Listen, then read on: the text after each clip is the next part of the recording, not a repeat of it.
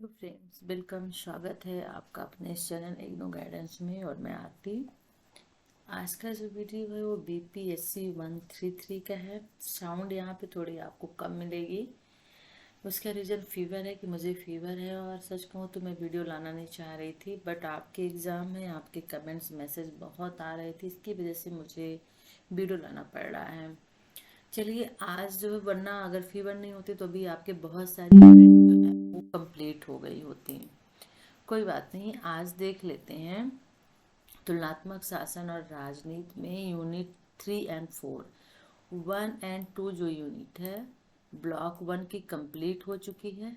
ठीक है, आज ले लेते हैं ब्लॉक 2 शासनों की तुलना, जिसमें सत्तावादी और लोकतांत्रिक शासन, नागरिक और सैन्य शासन देखेंगे। बहुत कम शॉर्ट में देखेंगे, ठीक है ना, क्योंकि आज इतनी ज़्यादा एनर्जी भी नहीं है कि मैं आपको अच्छे से और बुलंद आवाज में कुछ ज़्यादा पढ़ा सकूं, लेंदी वीडियो बना सकूं। ठीक है, ओके। तो चलिए यहाँ पर देख लेते हैं, शुरू कर देते हैं। Sorry, okay. यहाँ से स्टार्टिंग हो गई है, ये तो हम देख चुके हैं। हमें लेना है ब्लॉक 2 लेना है हमें, और ये है जो ब्लॉक 2 है, ठीक है ना।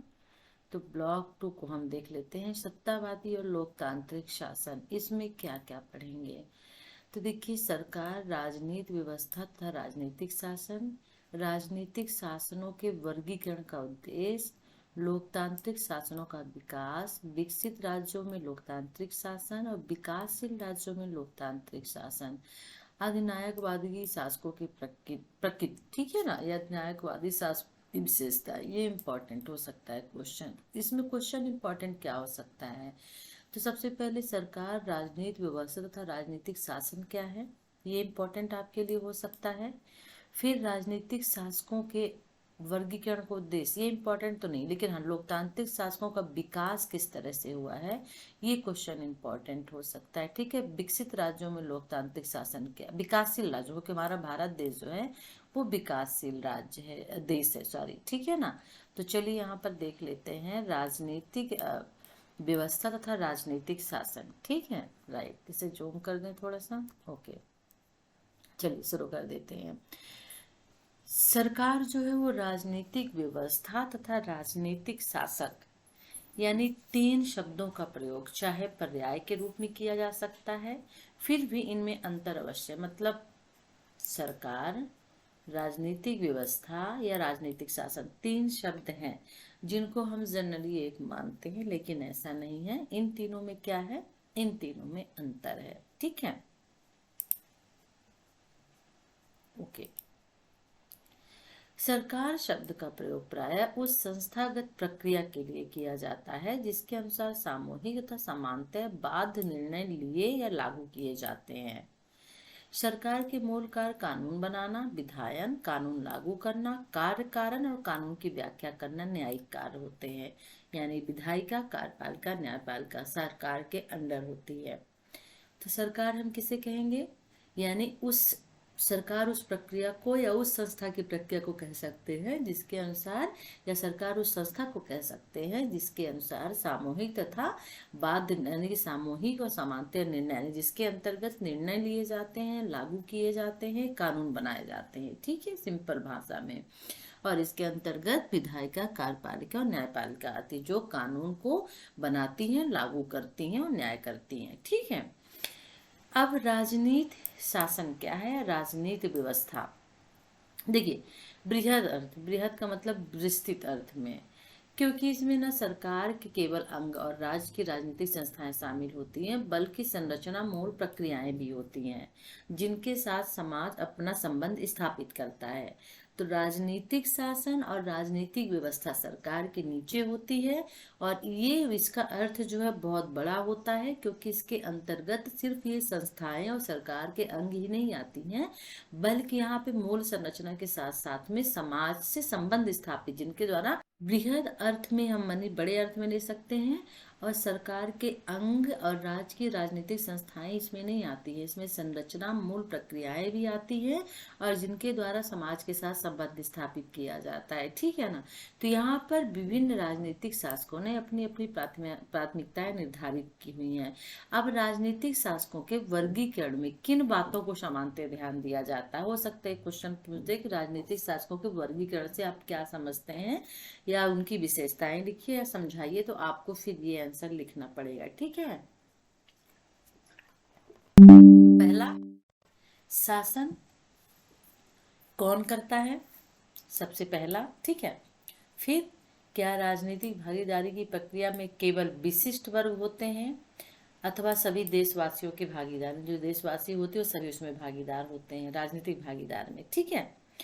आज्ञा पालन किस प्रकार होता है, क्वेश्चन है आज्ञा पालन किस प्रकार होता है। अब इसको थोड़ा सा एक्सप्लेन करें तो राजनीतिक व्यवस्था के आदेश का पालन बल प्रयोग के द्वारा कराया जाता है, अथवा आम सहमति से कराया जाता है, या समझौते के द्वारा होता है, ठीक है। राजनीतिक पद्धति की शक्ति केंद्रित है अथवा खंडित है, मतलब संबंध शक्ति में शक्तियों के पृथक्करण अथवा रुकावट एवं संतुलन को सुनिश्चित करने के लिए क्या व्यवस्था वहां पे बनाई गई है, ठीक है। फिर अगला ले लेते हैं, सरकार की शक्ति किस प्रकार प्राप्त की जाती है, या किस प्रकार हस्तांतरित की जाती है, यानी क्या यहाँ पे खुली पद्धति प्रतियोगिता है या एकाधिकार है, ठीक है। व्यक्ति और राज्य में किस प्रकार के संबंध हैं, सरकार और नागरिकों के मध्य अधिकारों तथा उत्तरदायित्वों का विवरण किस प्रकार है। राजनीतिक अर्थव्यवस्था की प्रकृति कैसी है, क्या अर्थव्यवस्था बाजार आधारित है अथवा राज्य नियोजित या नियंत्रित है। राजनीतिक पद्धति की कार्य प्रणाली की क्या सीमाएं हैं, उनका कार्य क्षेत्र क्या है, राइट। किन परिस्थितियों और बाध्यताओं में कार्य किया जाता है, कोई राजनीतिक पद्धति कितनी स्थायी है, ठीक है। इस तरह से इसका वर्गीकरण किया गया है। किसका वर्गीकरण किया गया है, यहाँ पर राजनीतिक शासनों का। तो क्वेश्चन यदि आता है कि राजनीतिक शासनों का वर्गीकरण राजनीतिक शासनों का वर्गीकरण किस तरह से किया जाता है, या राजनीतिक शासकों के वर्गीकरण से आप क्या समझते हैं, तो आपको यही सब कुछ लिखना है। और यदि क्वेश्चन आता है कि सरकार, राजनीति और व्यवस्था, तो राजनीतिक शासन से आप क्या समझते हैं, तब भी आपको यही लिखना है। राजनीतिक शासन से आप क्या समझते हैं, तब भी आपको ये सब कुछ लिखना है, ठीक है। चलिए ये देखिए, चलिए राजनीतिक शासकों के वर्गीकरण का उद्देश्य क्या है, ये यहाँ देख लेते हैं। तो देखिए, राजनीतिक शासकों के वर्गीकरण की प्रक्रिया के 3 उद्देश्य होते हैं, ठीक है ना। पहला उद्देश्य जो होता है, राजनीतिक शासकों के वर्गीकरण की प्रक्रिया सरकार और राजनीति को समझने की दिशा में महत्वपूर्ण कदम है। मतलब राजनीतिक शासकों के वर्गीकरण में सरकार और राजनीति को समझना पहला कदम, ठीक है। इसमें वो सभी मुद्दे होते हैं। दूसरा, वर्गीकरण की प्रक्रिया से किसी राजनीतिक प्रणाली विशेष में मूल्यांकन में सहायता मिलती है, ताकि शासन कुशलता पूर्वक हो सके, ठीक है। और तीसरा, सामान्य मुद्दों के अतिरिक्त परिस्थिति विशेष में कुछ महत्वपूर्ण प्रश्नों के समाधान में सहायता मिलती है, राइट। ये 3 यहाँ पे उद्देश्य होते हैं। क्वेश्चन आपका क्रिएट हो सकता है कि राजनीतिक शासकों के वर्गीकरण की प्रक्रिया के 3 उद्देश्य कौन कौन से हैं, या 20 नंबर का क्वेश्चन पूछ सकता है कि राजनीतिक शासन के वर्गीकरण से आप क्या समझते हैं, या राजनीतिक शासन से आप क्या समझते हैं, और इसके वर्गीकरण की प्रक्रिया के 3 उद्देश्य या उद्देश्य लिखिए। तो सॉरी, राजनीतिक शासन से जो भी ऊपर पढ़ा के आए टॉपिक हेडिंग, वो आपको डालने होंगे। 8 9 ले लीजिए, 7 8 ले लीजिए, और उसके बाद ये उसके उद्देश्य 3 ले लीजिए। 3 उद्देश्य होते हैं और तीनों को लिख दीजिए, ठीक है, राइट, ओके। लोकतांत्रिक शासनों का विकास सॉरी, लोकतंत्र शब्द जो है बहुत प्राचीन है, जिसकी उत्पत्ति ग्रीन भाषा के डेमास यानी जनता और क्रेटिया यानी शासन, सत्ता से, यानी डेमोक्रेसी जिसे कहते हैं। तो डेमो का डेमास हो गया यानी जनता, और क्रेटिया डेमोक्रेसी यानी क्रेटिया से हुई। तो अर्थ हुआ जनता का शासन, ठीक है। डेमोक्रेटिया शब्द का प्रयोग सर्वप्रथम ग्रीक यानी यूनान में 5वीं शताब्दी में किया गया।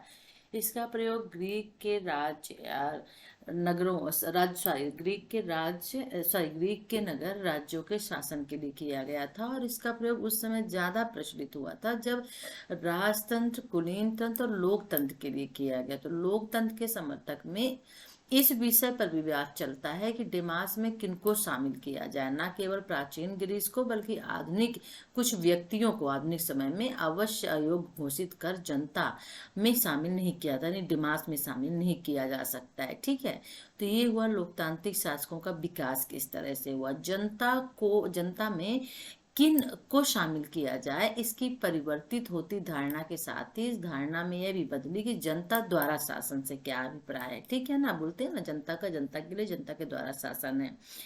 लोकतंत्र की परिभाषा अब्राहम लिंकन ने दी। तो समकालीन राजनीतिक शासकों में जनता द्वारा शासन को सुनिश्चित करने के लिए अनेक राजनीतिक संस्थाओं और प्रणालियों का विकास हुआ, और संस्थाओं और व्यवस्थाओं तथा राजनीतिक जीवन संबंधी विचारों का 20वीं शताब्दी में हुआ। तो मूल रूप से उनसे भिन्न था जो प्राचीन ग्रीस, रोमन गणराज्य या इटली के मध्यकालीन राज्यों में हुआ करता था। उस समय सिर्फ जनता का था, अब जनता के लिए यहाँ पे हो गया है। ठीक है ना, तो राष्ट्रीय स्वतंत्रता की अभिव्यक्ति भी लोकतांत्रिक शब्दावली में इस प्रकार हुई कि लोकतांत्रिक राजनीतिक प्रणाली को सामूहिक आत्मनिर्णय की अवधारणा से संबद्ध कर दिया गया। परिणाम यह हुआ कि जहां नवोदित उत्तर औपनिवेशिक राज्य वास्तविक स्वाधीनता प्राप्त नहीं कर सके, वहां भी उन्होंने उपनिवेश विरोधी संघर्ष के अनुभव के आधार पर स्वयं को लोकतंत्र घोषित कर दिया। और उसी प्रकार द्वितीय एवं तृतीय विश्व युद्ध के उन राजनीतिक शासकों को भी लोकतांत्रिक मान्यता मिली जो कि जनवादी प्रणालियां कहलाती थी। ठीक है ना, राइट, ओके। लोकतंत्र शासन क्या है? तो लोकतंत्र का जनरली शासन वही होता है, हम लोग बोलते हैं जनता के लिए, जनता का मतलब कि जनता के द्वारा, जनता के लिए, जनता के द्वारा चुना गया शासन। जनता खुद वोट देती है और अपना शासन खुद चुनती है कुछ टाइम के लिए, वो लोकतंत्र शासन होता है। अब यहाँ पे पाश्चात्य देशों के लोकतांत्रिक शासकों ने पारंपरिक राजनीति और कानूनी भाषा का सहारा लिया, चुनावी या नागरिक अधिकार, लोकतांत्रिक संविधान और संस्थाओं पर बल दिया। ठीक है, और यहाँ पर औपचारिक स्वतंत्रता और समानता को मान्यता दी गई। तो ऊपर हमने क्या पढ़ा, लोकतांत्रिक शासन का अगर संक्षिप्त में वर्णन कि अगर आता है तो आप पढ़ सकते हैं। ठीक है, विकसित राज्यों में लोकतांत्रिक शासन क्या है, विकसित राज्य में नहीं पढ़ेंगे, हमें यहाँ विकासशील राज्य में पढ़ेंगे, क्योंकि मुझे लगता है कि विकासशील बहुलवादी लोकतांत्रिक शासकों की क्या विशेषताएं हैं तो हम ऊपर पढ़ चुके हैं। बहुलवादी देख लीजिएगा आप थोड़ा सा यहाँ पर, हालांकि क्वेश्चन ये बहुलवादी इंपॉर्टेंट नहीं है, लेकिन फिर भी थोड़ा सा नॉलेज यहाँ पे होना चाहिए। ठीक है ना, ओके। चलिए ये देखिए, उदार लोकतंत्र जिसे बोलते हैं, बहुल तंत्र का प्रयोग यहाँ पे मानकर चलता है। ठीक है ना, ये देख लेते हैं। विकसित राज्यों में जो लोकतंत्र है वो बहुल तंत्र लोकतंत्र है। ठीक है ना, इतना समझ लीजिए। विकसित राज्यों का जो लोकतंत्र, उत्तरी अमेरिका, पश्चिमी यूरोप, अनेक ऑस्ट्रेलिया ऐसे देश हैं। ठीक है ना, क्या है यहाँ पे बहुलतंत्री पद्धति चलती है, यानी एक लोकतांत्रिक शासकों में कुछ महत्वपूर्ण संस्थाओं और प्रक्रियाओं का प्रतिनिधित्व होता है जिन्हें सार्वभौमिक वयस्क मताधिकार निश्चित किए गए हैं। ठीक है, लोकतंत्र में विपक्ष को सहन करने का उच्च स्तरीय आदर्श अपनाया जाता है और विपक्ष सरकार की मनमानी पर अंकुश लगाता है। ठीक है ना, समाज में मत विभाजन के फलस्वरूप उत्पन्न विविधता को लोकतंत्र स्वीकार करता है। तो कुछ यहाँ पे चीजें दी गई है बहुलवादी का, आप देख लीजिएगा। ठीक है, ओके, वीडियो को पॉज करके पढ़ लीजिएगा। अगर हेल्थ अच्छी होती तो मैं इसे समझा देती। आज इम्पोर्टेंट लेंगे, विकासशील राज्यों में लोकतांत्रिक शासन वेरी इंपॉर्टेंट हो सकता है, क्योंकि हमारा जो देश है वो एक विकासशील देश है। तो क्वेश्चन विकासशील देश की जगह भारत का पूछ सकता है। ठीक है ना, कि लोकतांत्रिक शासन प्रणाली क्या है। चलिए यहाँ पर देख लेते हैं। देखिए, अब विकासशील राज्यों में लोकतांत्रिक प्रणाली जो थी, शासन था, वो किस तरह से आया। तो देखिए यहाँ पर हम देख सकते हैं कि द्वितीय विश्व युद्ध के पश्चात एशिया और अफ्रीका अनेक ऐसे औपनिवेशिक शासन से मुक्त होकर स्वतंत्र राष्ट्र बने हुए देश थे। ठीक है ना, और उपनिवेशवाद जो था वो उन्मूलन से यह आशा की गई थी कि जो नए देश हैं वो आधुनिकीकृत अभिजन वर्ग राष्ट्र कहलाएंगे। ठीक है, आंदोलनों को सफलतापूर्वक लोकतांत्रिक व्यवस्था में परिवर्तित कर लेते हैं, ठीक है ना। और इस प्रकार राष्ट्र निर्माण के महान कार्य को संभव बना सकेंगे। परंतु अनेक देशों को अनेक कठिनाइयों का सामना करना पड़ा था, और इनमें से कुछ देशों में साक्षरता का अभाव था। हम कह सकते हैं कि हमारा एक देश भी इन्हीं में से था, बिल्कुल कह सकते हैं। औद्योगिक विकास का अभाव था, लोकतांत्रिक अनुभव जैसी जो पारंपरिक संस्कृत होती है ना, उनका यहाँ पे अभाव देखने को मिला। ये कुछ टॉपिक है, लिख लीजिएगा। और परिणाम यह हुआ कि चाहे अधिकांश नवोदित एशियाई अफ्रीका राज्यों ने लोकतंत्र को अपनाया, परंतु शीघ्र ही उसमें अधिनायकवादी प्रवृत्तियां उभर के आ गई थी, यानी एक नायक की प्रवृत्तियां उभर के आ गई थी।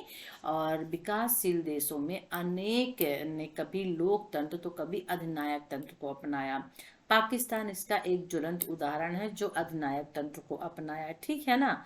लोकतंत्र का एक उदाहरण आप दे सकते हैं हमारा भारत देश, ठीक है।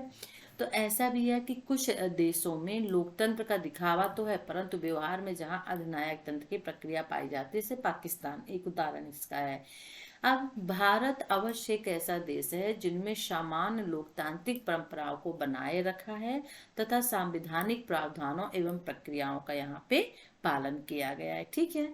तो विकासशील देशों में लोकतांत्रिक शासकों की सफलता के मार्ग में बड़ी कठिनाइयां आती हैं, जैसे जनता की भाषा हो जाती है, फिर कबीली और धार्मिक आधार, जाति विभाजन। तो आप इसमें जनता की भाषा और जाति विभाजन और आधार, धार्मिक चीजें लिख सकते हैं, धार्मिक आधार, क्योंकि किसी भी देश में अगर बहुत सारे धर्म के लोग रहते हैं तो वहां पर उस देश को लोकतांत्रिक देश बनाना थोड़ा मुश्किल हो जाता है। सॉरी। तो विभिन्न जाति समूह सामाजिक, आर्थिक और राजनीतिक प्रगति के अलग अलग अवस्था में होते हैं, ठीक है ना। और जब राजनीतिक भागीदार होता है तो किसी भी सरकार से समूहों की अपेक्षाएं जो होती है वो बढ़ जाती हैं। अब समूह होते हैं वो धार्मिक भेद पे अलग अलग होते हैं, धार्मिक रीजन्स पे, जात पे अलग अलग होते हैं, लेकिन सरकार जो होती है वो तो एक होती है ना, वो धर्म के आधार पर थोड़ी आती है। तो उससे आकांक्षाएं बढ़ जाती हैं, और यहाँ पे ये आवश्यक हो जाता है कि ऐसे उपाय किए जाएं जिनके द्वारा जो विभिन्न धर्म हैं, विभिन्न जाति हैं, विभिन्न समूह हैं, उनकी जो आकांक्षाएं हैं, उनकी आकांक्षाओं में नियंत्रण पाया जा सके, ठीक है, उनकी आकांक्षाओं को समाप्त किया जा सके। और यह उपाय जो होता है अधिनायकवादी उपायों का मार्ग प्रशस्त करते हैं, ठीक है।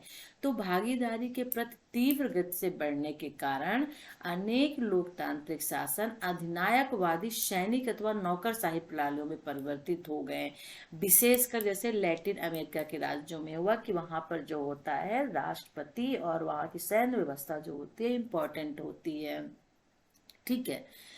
ओके। विकासशील देशों के लोकतांत्रिक शासकों की एक अन्य समस्या भी है अल्प विकास, इसीलिए उनको विकासशील कहा जाता है, ठीक है ना।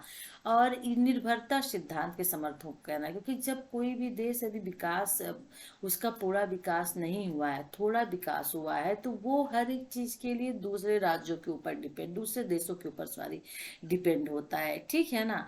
और जब वो दूसरे देशों के ऊपर डिपेंड होता है तो कहीं ना कहीं उसको किसी न किसी मामले में झुकना पड़ता है, ठीक है। तो जनता सशक्त राजनीतिक दलों को सहन करती है। आमतौर पर सरकारों की क्षमता में विश्वास किया जाता है कि वे निजी और सार्वजनिक संस्थाओं के निर्माण को नियंत्रित करेंगे और राष्ट्रीय विकास की रणनीति बनाएंगे, ठीक है। तो ये हुआ विकासशील देश का। आप चीन को ले सकते हैं कि चीन या उत्तरी कोरिया जैसे जनवादी लोकतंत्रों को औपचारिक रूप से एक लोकतांत्रिक नहीं माना जा सकता, क्योंकि वहां प्रतियोगिता, उत्तरदायित्व और राजनीतिक स्वतंत्रता का क्या होता है, अभाव होता है, ठीक है ना। इसी तरह से आप और भी आगे देख सकते हैं कि नई इस्लामिक राजनीतिक पद्धतियों को पाश्चात्य विद्वान ने दो आधारों पर गैर उदार मानते हैं। प्रथम, निजी पद्धतियां सार्वजनिक क्षेत्रों में विभेद का अवहेलना करती हैं, क्योंकि निजी और व्यवहारिक राजनीतिक व्यवहार दोनों को धार्मिक नियमों से जोड़ देती हैं। जिस देश में दोनों धार्मिक नियमों से जुड़ जाते हैं वो देश हमेशा जो होता है लोकतांत्रिक देश नहीं हो सकते। लोकतांत्रिक देश धर्म से कभी जुड़ा नहीं होता, कोई भी फैसले धर्म के आधार पर नहीं लिए जाते हैं, ठीक है। और दूसरा क्या है, इन देशों में शासन को को लगभग असीमित शक्तियां प्रदान की गई हैं, क्योंकि उनका विश्वास है कि राज्य की शक्ति आध्यात्मिक ज्ञान से प्राप्त होती है, ठीक है ना। तो इस प्रकार इन देशों में नहीं कहा जा सकता कि उनकी शासन प्रणाली जनता की सहमत अथवा संवैधानिक संरचना पर आधारित होती है। तो यहाँ पर पाकिस्तान और मलेशिया जैसे देश हैं जहाँ निर्देशित लोकतांत्रिक शासक पाया जाता है, और वहाँ इस्लाम और बहुलवाद में कोई विरोधाभास नहीं पाया जाता है, ठीक है ना। तो संक्षेप में कहना हो कि इस्लामिक शासन में अधिनायकवादी प्रवृत्तियां स्पष्ट पाई जाती है, चाहे उन्हें कंट्रपत्ति कहना भी उचित न होगा। यदि बहुलवाद के बारे में आता है तो आप इस्लामिक देश के बारे में, पाकिस्तान मलेशिया के बारे में लिख सकते हैं, ठीक है, राइट। अधिनायकवादी प्रवृत्तियों के बारे में भी आता है तो आप लिख सकते हैं, दोनों एक चीजें हैं, ठीक है, ओके। अब हम अगला क्वेश्चन देख लेते हैं हमारे लिए, अधिनायकवादी शासकों की प्रवृत्ति, क्योंकि लोकतांत्रिक और अधिनायकवादी शासकों के मूल उद्देश्य ये नहीं है हमारे लिए इम्पोर्टेंट। हम थोड़ा सा यहाँ पे देखेंगे। आप अधिनायकवादी क्या, मैंने आपको बता दिया है, अधिनायकवादी या बहुलवादी, तो इसे आप देख लीजिएगा, ठीक है। इसे आप देख सकते हैं कि अधिनायकवादी शासक की विशेषताएं क्या है, एक नजर देख लेते हैं। अधिनायकवादी व्यवस्था में सार्वजनिक विचार विमर्श तथा मतदान इत्यादि को सत्ता में जो व्यक्ति होते हैं वे दबा देते हैं। सत्ता वाले व्यक्ति, जो सत्ता वाले व्यक्ति होते हैं वो दबा देते हैं, ठीक है, राइट। इसमें देख लेते हैं थोड़ा सा इम्पोर्टेंट नहीं, मतलब देख लेते हैं कि अब इसकी विशेषताएं क्या है, ठीक है ना।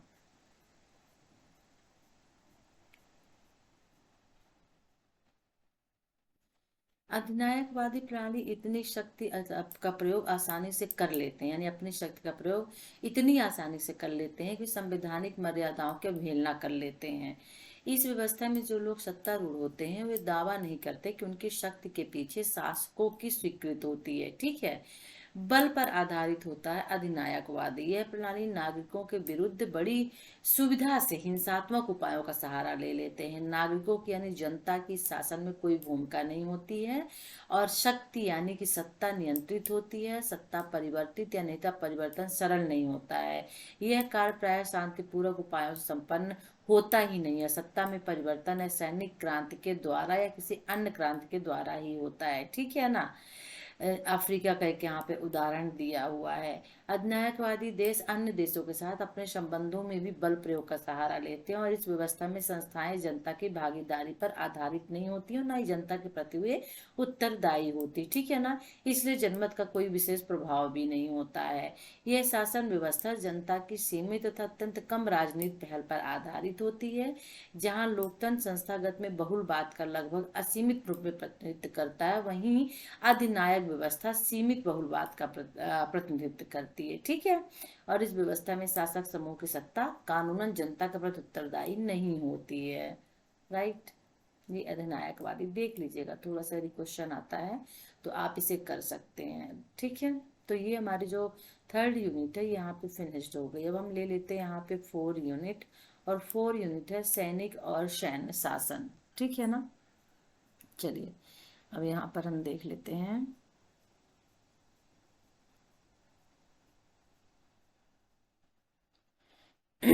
Sorry, okay.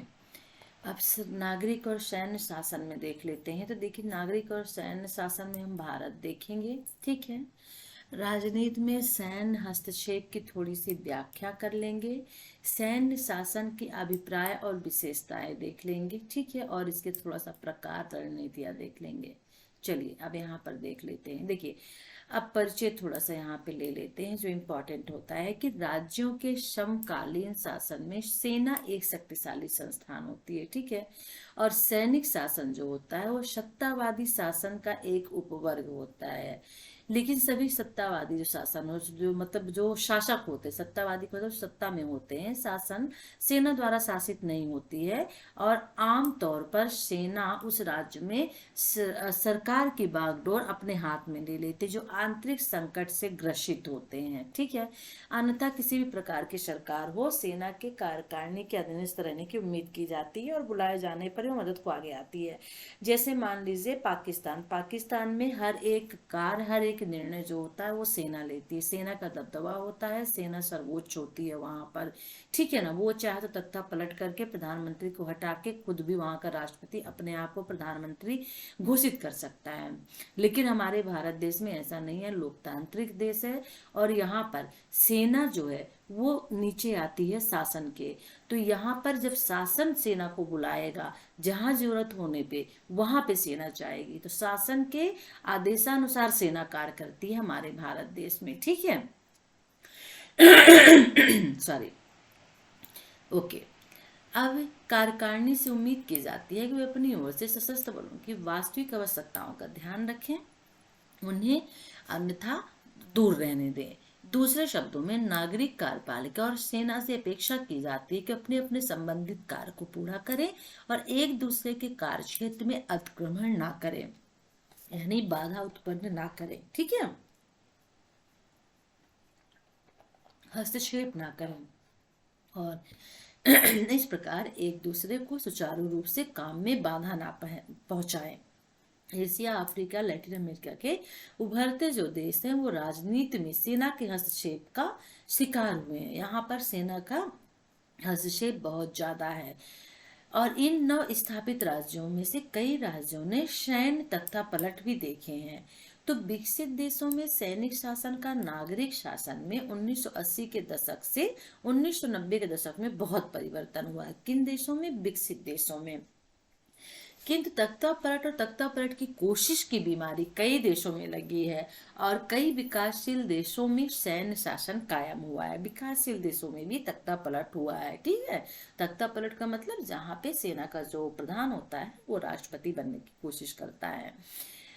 ओके। हमारे अपने पड़ोस में बांग्लादेश, म्यांमार और पाकिस्तान में नागरिक सरकार में सेना पर्दे के पीछे से या सत्ता में आ गई है, सरकार को आदेशित या हुक्म चलाना जारी रखा है, जो मैं अभी आपको बता रही थी।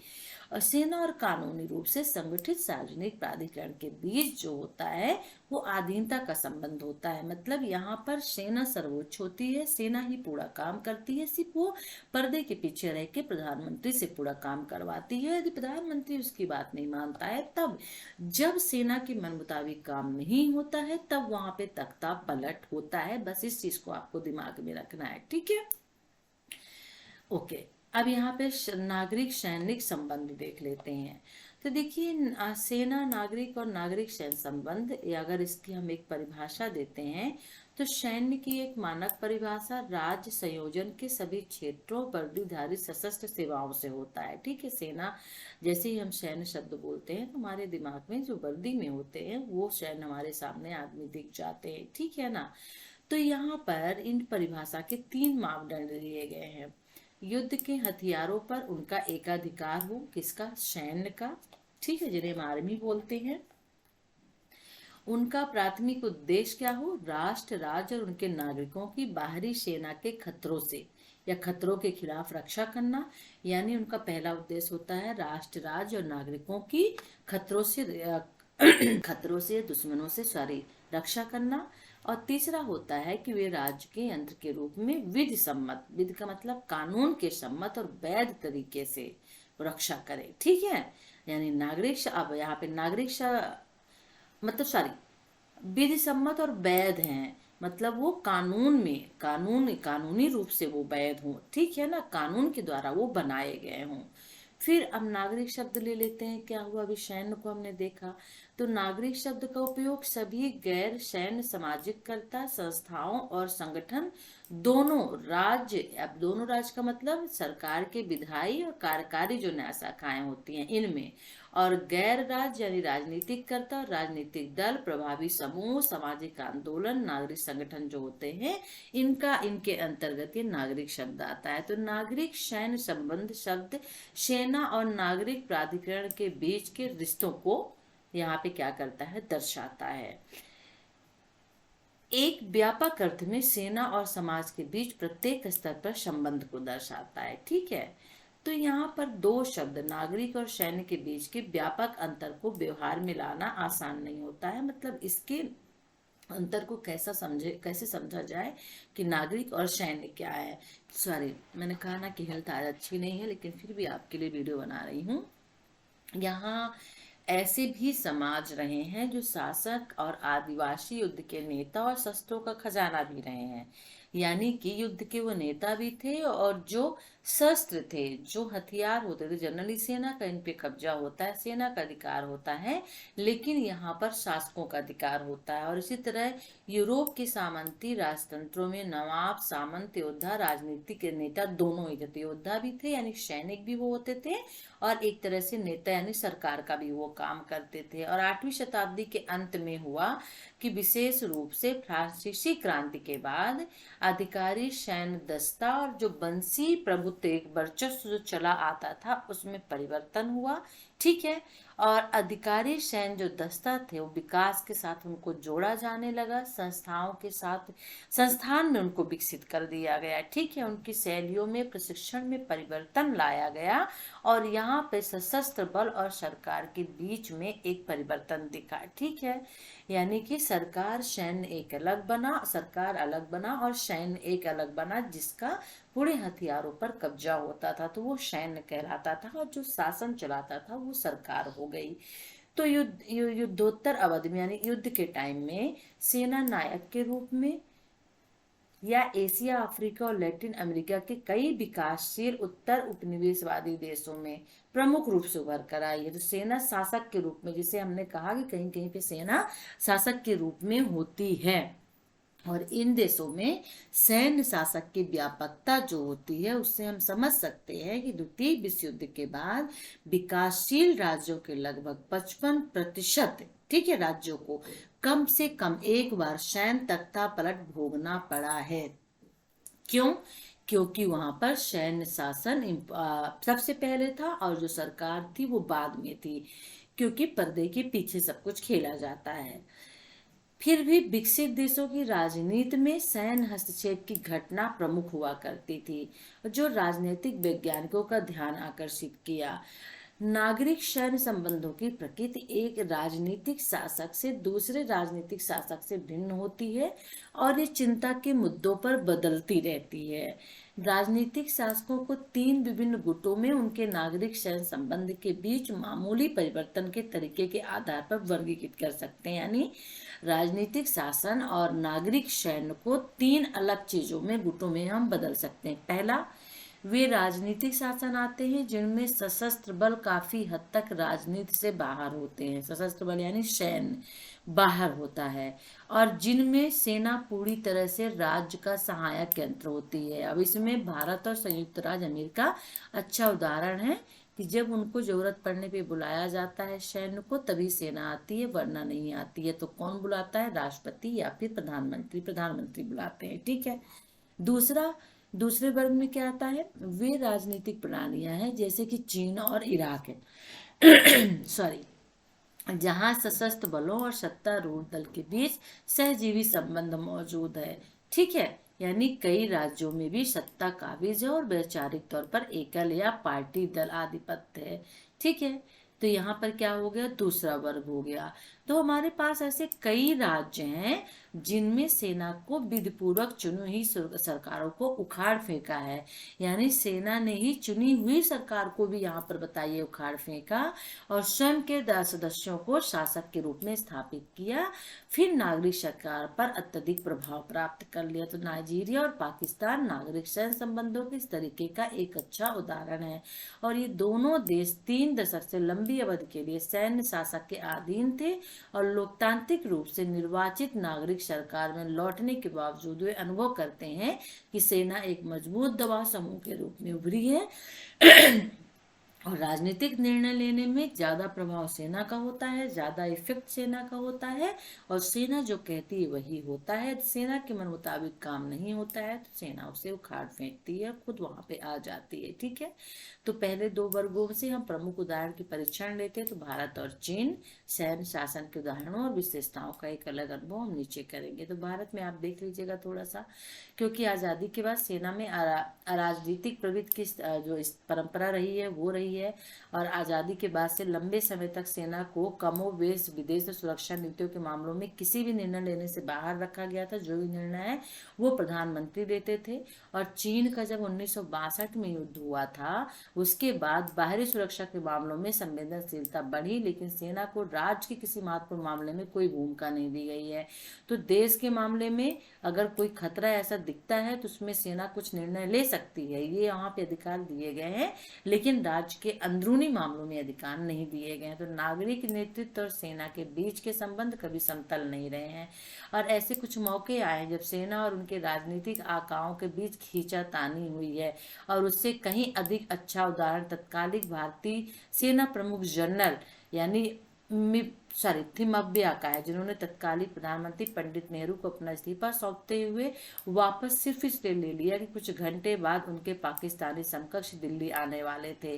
और कई वर्षों बाद सेना की एक टुकड़ी को उनके असैनिक काल में बिना नागरिक नेतृत्व की आवश्यकता अनुमति से गंभीर कानून और व्यवस्था की समस्या को देखते हुए, मतलब पाकिस्तानी एक समकक्ष दिल्ली आ रहा था, उन्होंने अपना इस्तीफा दे दिया था, लेकिन उनको लगा कि कानूनी व्यवस्था जो है वो सुचारू ढंग से नहीं चल पाएगी, इसलिए जो है उन्होंने अपना इस्तीफा वापस ले लिया गया था और उन्हें स्थानांतरित कर दिया गया था। ठीक है ना। तो कुछ ऐसे एग्जाम्पल यहाँ पर देखने को मिलते हैं। ठीक है, ओके। यहाँ पर 1998 में भी नौसेना के प्रमुख विष्णु भागवत को राष्ट्रीय सुरक्षा से समझौता करने और अपने रक्षा मंत्री के आदेशों की अवमानना करने पर बर्खास्त कर दिया गया था। और एडमिरल ने सरकार के फैसले को चुनौती दी, लेकिन सुप्रीम कोर्ट ने उन्हें सेवा से हटाने के सरकार के फैसले को सही ठहराया था। तो यहाँ पे सरकार सर्वोच्च होती है, सेना नीचे होता है। ठीक है ना। और एडमिरल भागवत की बर्खास्तगी जो है वो भारत में नागरिक सैन्य संबंधों की सरगर्मी में अब तक का सबसे विवादास्पद प्रकरण रहा है। तो आप ये लिख सकते हैं यदि भारत का नागरिक सैन्य आता है तो। ठीक है। और वास्तविक बर्खास्तगी और बर्खास्तगी से पहले के दिनों में सेना और नागरिक सरकार के बीच तीक्ष्ण कहासुनी देखी गई थी, और इस प्रकरण में देश में इस विषय पर बहस को भी एक मौका मिला। आगे बढ़ाया कि इस बहस के परिणामों को अपने आप को ठोस शब्दों में व्यक्त करना बाकी रह गया था। ठीक है ना। तो क्योंकि यहाँ पे नेताओं की, नागरिकों की या नेताओं की या नौकरशाहों की सशस्त्र बलों के दैनिक के कामकाज के मामलों से संबंधित था। ठीक है। और नियंत्रण और उनकी सीमाओं की गंभीरता से जांच करने का अवसर प्रदान किया गया था। और उस समय तर्क दिया गया था कि जो नागरिक शासन अंग को नीति और रणनीतिक उद्देश्यों को परिभाषित करना चाहिए था। देखिए हमारे यहाँ जो है सेना को बहुत कम अधिकार पहले दिए गए थे शुरू में। ठीक है।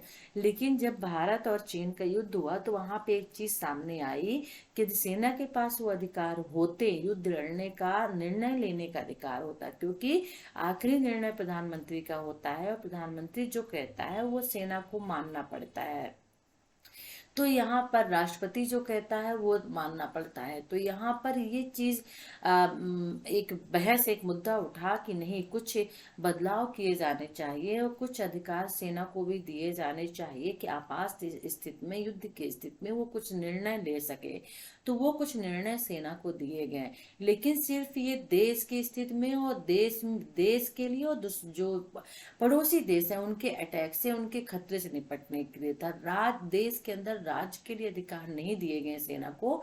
कोई भी जो राज्य अपने सेना को आदेश नहीं दिया, मतलब कि उनको अधिकार नहीं मिले होते हैं कि वो अपने मनमाने ढंग से एक दूसरे राज्य के खिलाफ कुछ कर सके। ठीक है।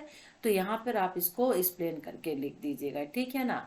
भारत में सशस्त्र बलों के सेवानिवृत्त अधिकारियों को जन प्रतिनिधि के रूप में नियुक्त किया जाता है। ठीक है ना। और आईपीएस वगैरह बनाए जाते हैं तो क्या बनाए जाते हैं, इसी के माध्यम से तो बनाए जाते हैं। तो क्या जन सेवा ही तो करते हैं वो। भारतीय सेना केंद्र सरकार को स्पष्ट आदेशों पर विद्रोहियों, आतंकवादियों से लड़ने में शामिल रही है। फिर चीन का थोड़ा सा तो आप इसे देख लीजिएगा, क्योंकि मुझ में भी हिम्मत इतनी नहीं है कि मैं इसे भी एक्सप्लेन कर सकूं। ठीक है, राइट। पॉज करिए और देखिए। मैं इसीलिए इसको थोड़ा सा स्लो कर देती हूँ ताकि आप इसे देख लें।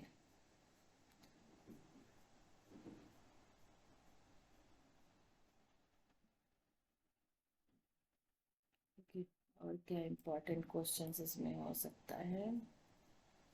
विकासशील देशों में सेना की राजनीतिक भूमिका क्या होती है, यदि क्वेश्चन आता है, इम्पोर्टेंट भी हो सकता है।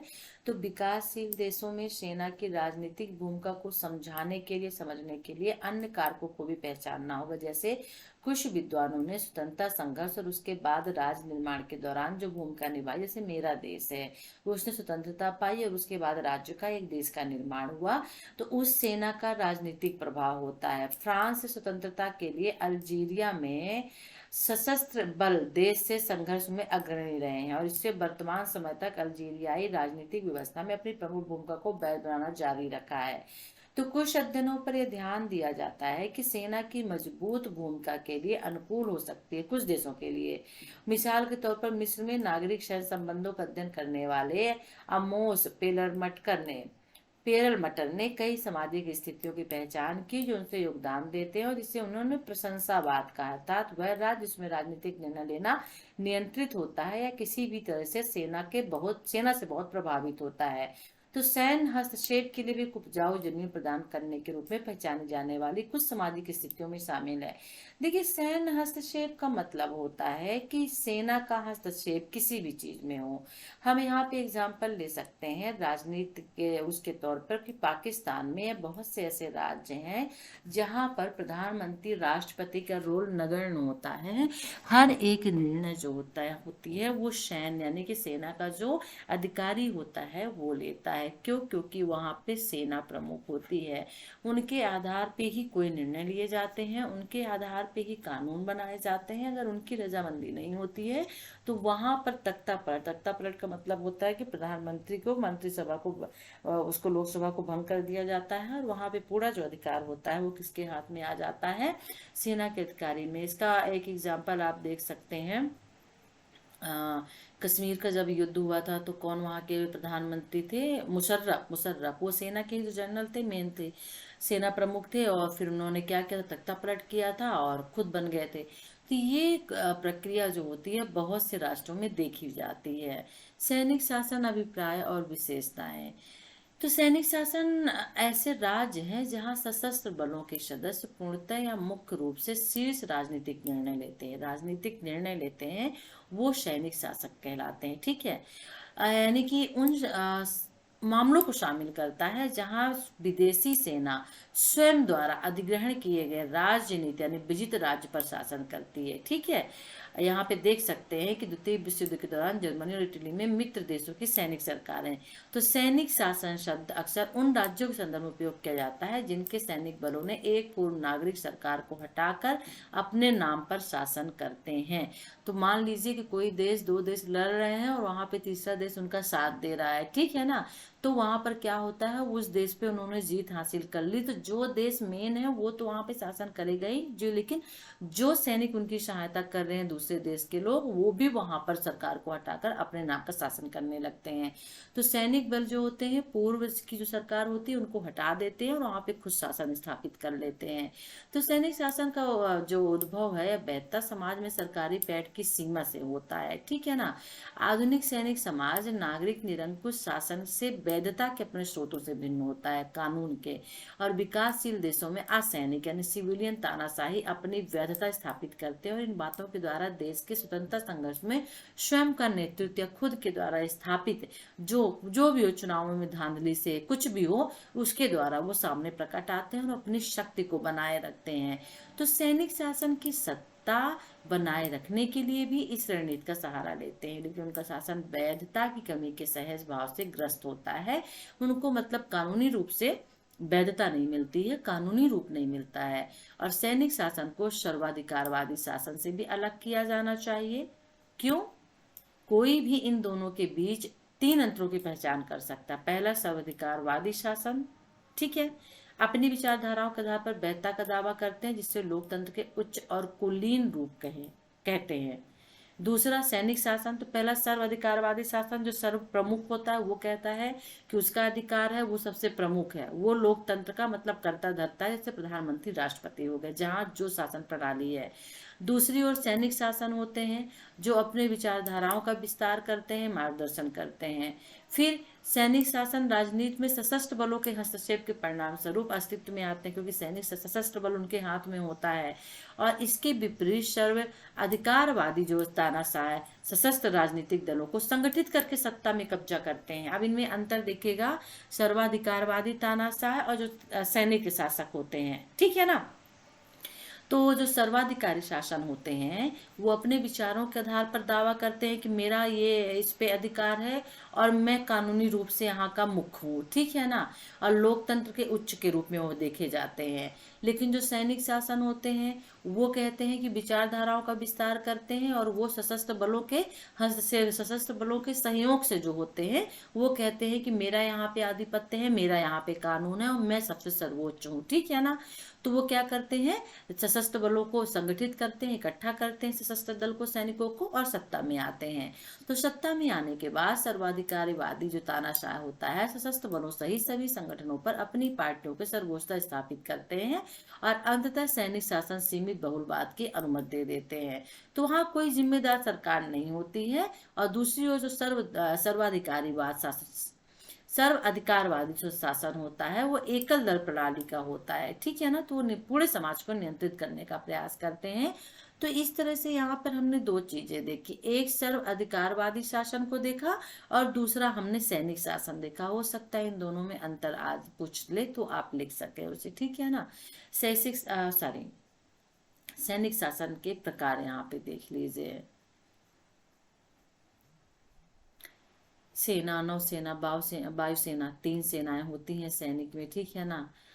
नौसेना, सेना सिंपल जो एक स्थल सेना हो गई जिसे सेना बोल देते हैं, फिर नौसेना हो गई, फिर वायुसेना हो गई, है ना। जल, थल और स्थल तीन सेनाएं होती हैं, तीनों की अपनी अपनी भूमिका होती है, कहाँ पे किसका क्या काम होता है आप बड़े आराम से ले सकते हैं। अब मुझ में इतनी हिम्मत नहीं है कि मैं और ज़्यादा करूँ। वो प्रे करिए कि मेरी फीवर आज तक ही रहे, मॉर्निंग में मैं गुड फील करूँ ताकि मैं आपको अच्छे से पढ़ा सकूँ, ठीक है ना।